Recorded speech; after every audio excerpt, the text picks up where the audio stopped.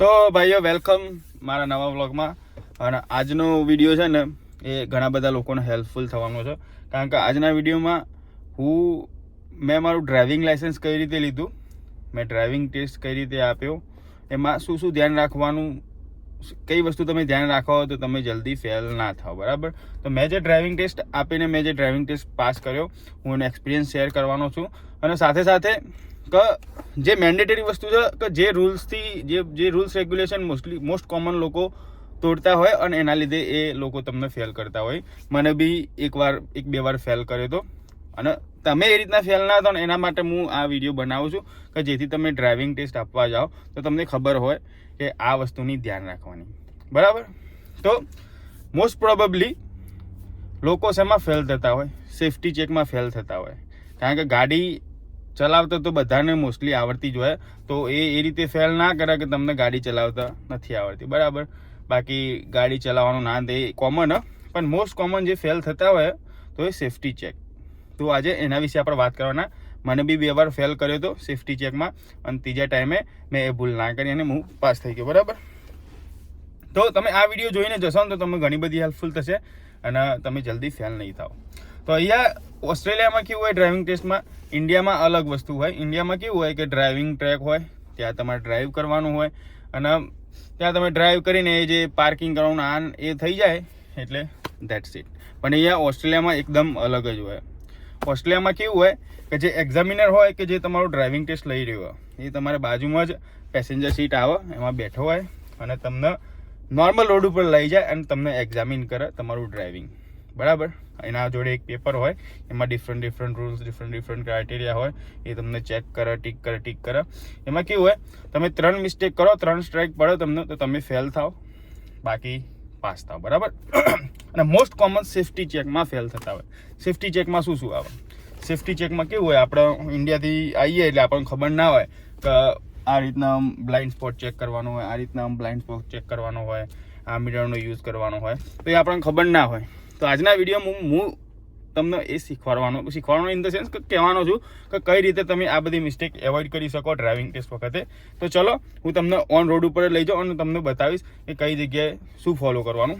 2-3 એવા રૂલ્સ છે અને જે કોમન મિસ્ટેક, 2-3 એવી મિસ્ટેકો છે ને જે મોસ્ટલી બધા કોમનલી કરતા હોય, તો એ હું શેર કરવાનો. બરાબર, તો હું તમને રોડ ઉપર લઈ જાઉં અને ડ્રાઇવિંગ કરતાં તમને સમજાવીશ કે કઈ રીતે બ્લાઇન્ડ સ્પોટ ચેક કરવાનો, કઈ રીતે શું કરવાનું એ હું સમજાવીશ. તો તમે ચલો ઓન રોડ ઉપર લઈ જાઉં અને તમને બતાવું. આ રીતના કોઈ બી જગ્યાએ ઊભા રહ્યા હોય, આ રીતના ટર્ન રાઈટ લઈને વળતા હોય, તો આ રીતના આ કાચમાં જોઈને રાઈટ હેન્ડ સાઈડના, અને પછી આ રીતના બ્લાઇન્ડ સ્પોટ ચેક કરવાનો. બરાબર, પછી આપણે નીકળ્યા. રાઉન્ડ અબાઉટના રૂલ્સમાં કેવું હોય, રાઉન્ડ અબાઉટના રૂલ્સમાં તમારે રાઈટ હેન્ડ સાઈડથી ગાડીઓ આવતી હોય એમને જવા દેવાની, એમને રસ્તો આપવાનો, અને લેફ્ટ હેન્ડ સાઈડ આવતી હોય આપણને ના આપે. રાઈટ હેન્ડ સાઈડ કોઈ ગાડી નહીં આવતી, તો let's move on. Okay, make sure કરો કે તમે ઇન સ્પીડ લિમિટમાં ડ્રાઈવ કરો. 1-2 ઓછી હોય તો ચાલશે, 5ની સ્પીડ ઓછી હશે તો ચાલશે, પણ સ્પીડિંગ તો બિલકુલ બી નહીં કરવાનું. કારણ કે જો તમે સ્પીડિંગ કરતા હોય તો મેજર કોઝમાં આવે, સ્ટ્રેટ હવે તમે ફેલ થઈ જાઓ. આ સ્ટોપનું સાઇન છે, તમને દેખાતું હશે. તો અહીંયા પૂરી લાઈન આગળ આવીને તમારે પ્રોપર સ્ટોપ થવાનું. કાઉન્ટ કરો, 1 2 3, કોઈ આવતું નથી, અને દેન ગો. આ રીતના 1 2 3 પ્રોપર કાઉન્ટ કરવાનું. જો તમે જલ્દીમાં 3 સેકન્ડ ઊભા નહીં રહ્યા, થોડું જલ્દી નીકળી ગયા, કાં તો ગાડી પ્રોપર સ્ટોપ નહીં કરી, તો ધેટ્સ એરર. તો તમારી સ્ટ્રાઇક થઈ જશે ત્યાં. બરાબર, પછી મેન આ વસ્તુ છે કે મોસ્ટલી મેં બી આ ભૂલ કરી હતી ને આના લીધે મને ફેલ કરે. તો મને એક્ઝામિનરે તમે ફેલ કરે તો તમને કહે કે તમે શેના લીધે ફેલ કર્યા, તો એ અહીંયા બેનિફિટ. આ સિગ્નલ ઉપર ઊભા રહ્યા. બરાબર, આટલી ક્લોઝ નહીં લાવવાની ગાડી, થોડી પાછી રાખવાની. આટલી ક્લોઝ લઈ જવાની કોઈ જરૂરત નહીં. જે વ્હાઇટ લાઇન હોય એને 2 મીટર પાછી રાખો તો વાંધો નહીં, 1 મીટર જેવી. આ રીતના ગ્રીન થાય ને એટલે સીધું એડવા નહીં દેવાનું તમારે. આ રીતના ચેક કરવાનું, પછી જવાનું. તમે સિગ્નલ પર પહેલાં હો, મતલબ when you are first at signal, then you have to before moving you have to check the safety. કે કોઈ એમ ઇમરજન્સી વ્હીકલ કે કોઈ એવું કંઈ આવતું નહીં કે જે ક્વિકમાં આવતું હોય અને તમે એક્સિડન્ટ કોઝ ના કરો. તો એ સેફટી મેઇન ચેક કરવાની કે તમે સિગ્નલ ઉપર પહેલાં ઊભા હો તો તમારે 2 બાજુ ચેક કરવાનું. ઓકે, ફરીથી હું એકવાર તમને બતાવું કે કઈ રીતે સિગ્નલ ઉપર, આજુ આગળ એક સિગ્નલ આવશે ત્યાં ઊભા રહીશું તો હું તમને બતાવીશ. બરાબર, સેકન્ડ, આપણા લેન ચેન્જ કરવી છે, રાઈટ હેન્ડ સાઈડની લેન ચેન્જ કરવી, તો આ સિગ્નલ આલ્યું, 3 સેકન્ડ થઈ, સાઈડ મિરરમાં જોયું, પછી આ રીતના બ્લાઇન્ડ સ્પોટ ચેક કરવાનો અને પછી ચેન્જ કરવાની લેન. ઓકે, આમાં બધી બહુ મિસ્ટેક થતી હોય. કોઈ બી લેન ચેન્જ કરો તમે, રાઈટ કે લેફ્ટ, તમારે બ્લાઇન્ડ સ્પોટ કમ્પલસરી ચેક કરવાનો જ. ભલે કોઈ તમને ખબર કોઈ આવવાનું નહીં, બાજુની જગ્યા નહીં. ઇવન અહીંયા જો, અહીંયા હું રાઈટ સાઈડની લેનમાં જઈ, મને ખબર હોય પાછળથી કોઈ નહીં આવવાનું, steel I have to check the blind spot. Okay, જોઈ જ લેવાનું. રાઈટ સાઈડ કશું આવે એવું નહોતું, તો બ્લાઇન્ડ સ્પોટ ચેક કરવો કમ્પલસરી. સેકન્ડ, જે મેં પહેલાં તમને કીધું ફરીથી, સિગ્નલ ઉપર ઊભા રહે, બરાબર.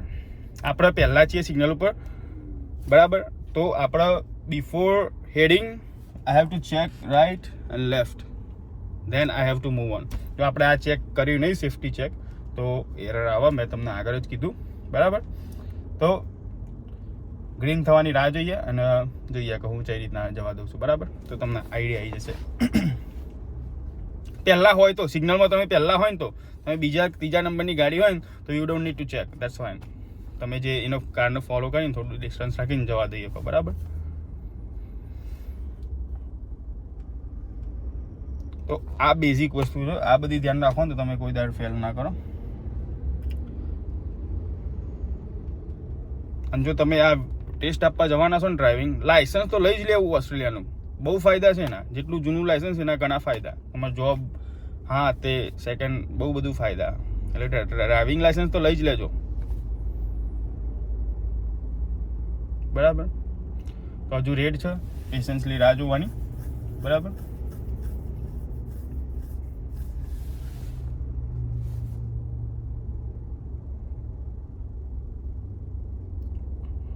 પછી જો આમાં તમને 3 ટાસ્ક આવે, એમાંથી ગમે તે 2 પરફોર્મ કરાવો. એમાં એક હોય કર્બ સાઇડ પાર્ક, એટલે સીધું આમ કહીને આમ સાઈડમાં જઈને સ્ટ્રીટમાં ઊભી કરવાનું, બરાબર.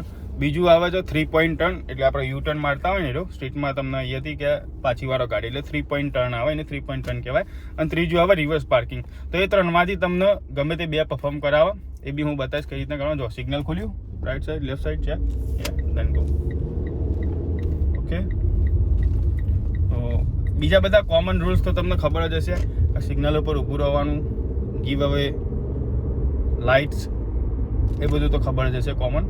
તો એના ઉપર આપણે વધારે ડિટેલ નહીં જતા, પણ આજે મોસ્ટલી મેજર કે જે વસ્તુને લીધે ફેલ થતા હોય ને, આપણે કહીએ છીએ સેફ્ટી ચેક.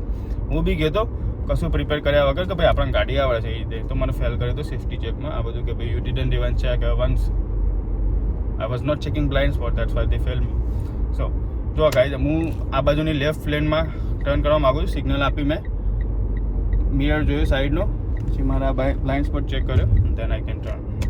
ઓકે, તો આ ચેક કરવું જરૂરી છે, બ્લાઇન્ડ સ્પોટ, બરાબર.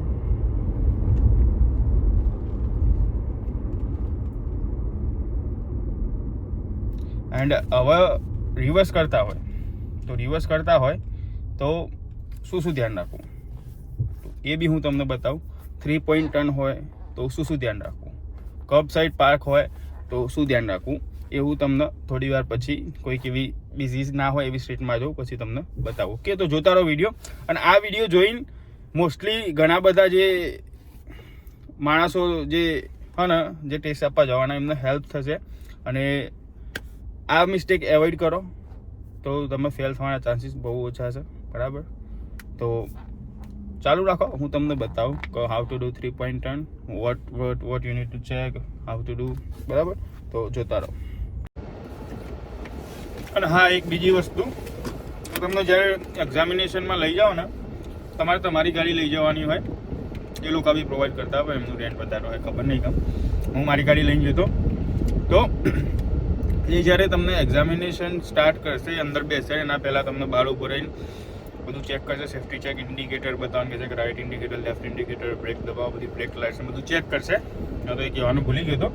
પહેલાં તમારે સેફ્ટી ચેક કરશે, જે ગાડીમાં બેસશે, પછી તમને એક્ઝામિનેશન કરશે. ઓકે, તો હવે હું તમને kerb side parking, reverse parking અને 3 પોઈન્ટ ટર્ન તમને બતાવું કે કેવી રીતે કરવું પરફેક્ટ. ઓકે, તો જોતા રહો. તો આપણે હવે કર્બ સાઇડ પાર્કિંગ કરીએ છીએ.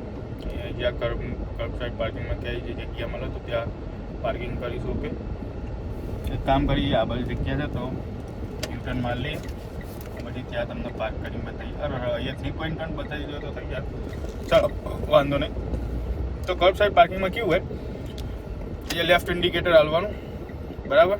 પછી જોવાનું, અહીંયા આમ જોવાનું, પછી શાંતિથી આ રીતના મૂવ કરીને આ કર્બ સાઈડ પાર્ક કહેવાય, બરાબર. આ રીતના ઊભું રાખીને તમારે ગેર પાર્કિંગ મોડ ઉપર નાખીને હેન્ડ બ્રેક ચલાવીને ઊભું રહેવાનું. પછી રોકે ઓકે તારે જવાનું, બરાબર. પણ મેક શ્યોર કે પ્રોપર કર્બ સાઈડ પાર્ક કરવાનું. પછી બિફોર મૂવ ગેર રિલીઝ કરીને બ્રેક કરીને રિવર્સ મારતા હોય ને તો આમ જોવાનું, અહીં આ મિરરમાં જોવાનું, પાછળ જોવાનું, પછી રિવર્સ લેવાની કેમેરામાં જોઈને, બરાબર. પાછળ કેમેરો હોય ને તો એકવાર આમ ફરીને જોવાનું. જે આ રીતે જતા હોય આમ જોવાનું, પછી આમ લાઈન પર ચેક કરી આમ નીકળવાનું, બરાબર. અહીં આપણે 3 પોઈન્ટ ટર્ન મારીએ, 3 પોઈન્ટ ટર્નમાં ફૂલ ટર્ન આમ ઓલ ધ વે મારી દેવાનું એકવાર, બરાબર. સેફ્ટી ચેક કરીને પછી અહીંયા રિવર્સ મારવાનું હોય એટલે અહીંયા પાછળ જોઈને પછી કેમેરો હોય તો કેમેરામાં જોઈ શકવાનું, તો પાછળ જોઈને આમ જવા દેવાનું, આમ જવા દે. પછી આ થઈ ગયો આપણો 3 પોઈન્ટ ટર્ન. આમ સેફ્ટી ચેક કરી લેવાની, ઓકે. હવે આપણે રહ્યું 3 રિવર્સ પાર્કિંગ. તો રિવર્સ પાર્કિંગમાં કેવું હોય, અહીંયા આપણે પાર્ક કરીશું રિવર્સ, બરાબર. ડ્રાઈવે છે એ પાર્ક ના કરવાનું, કારણ સિગ્નલ આપવાનું રિવર્સનું, અહીંયા ઊભી રાખવાની, બરાબર. સેફ્ટી ચેક, પછી રિવર્સ જોવા દેવાની, આમ તમને જીમ ફાવે એમ પ્રોપર જેમ આપણે રિવર્સ કરતા હોય પાર્કિંગ એમ પાર્ક કરવાનું, બરાબર. અહીંયા હું પરફેક્ટ પાર્ક નહીં કરતો તો કે મને આવડતી નહીં, બરાબર. પણ પ્રોપર રિવર્સ પાર્કિંગ કરી દેવાની. પાર્કિંગ કર્યા પછી મેક શ્યોર કરો કે આ ગાડી આપણી પાર્ક થઈ છે, બરાબર. તો પાર્કિંગ કર્યા પછી પાર્કિંગ મોડ ઉપર મૂકવાની, હેન્ડ બ્રેક ચલાવવાની, પછી ઉભું રહેવાનું એના કોલ માટે. હા, અને એક બીજી વસ્તુ, હું એક હાથે સ્ટેરિંગ ચલાવતો હોય આ વિડીયોમાં તો ગમે તે હશે, પણ તમારે ત્યાં 2 હાથે સ્ટેરિંગ પકડવાનું, ચલાવવાનું, તો એ સારી ઇમ્પેક્ટ છે. એવો કોઈ રૂલ્સ નહીં, પણ 2 હાથે જ ચલાવવાનું, ઓકે. તો આઈ હોપ કે આ વિડીયો તમને ઇન્ફોર્મેટિવ કે કંઈ તમને આનાથી કંઈ મળ્યું છે જાણવા. અને તમારો કોઈ ફ્રેન્ડ હોય જેને ઓવરસીઝ ઓસ્ટ્રેલિયામાં હોય ને લાઇસન્સ કરાવવાનું હોય, બાકી હોય, કે કોઈ તમારો મિત્ર આવવાનો હોય ને એમને શેર જરૂર કરજો, જેથી કરીને એમને થોડી હેલ્પ થાય. અને બીજું કોઈ ક્વેરી હોય, ક્વેશ્ચન હોય તો મેસેજ કરજો, કોમેન્ટ કરજો, તો હું એનો રિપ્લાય જરૂર કરીશ, okay. Thank you so much. Send to your friends who need this. C you next time. Thank you so much.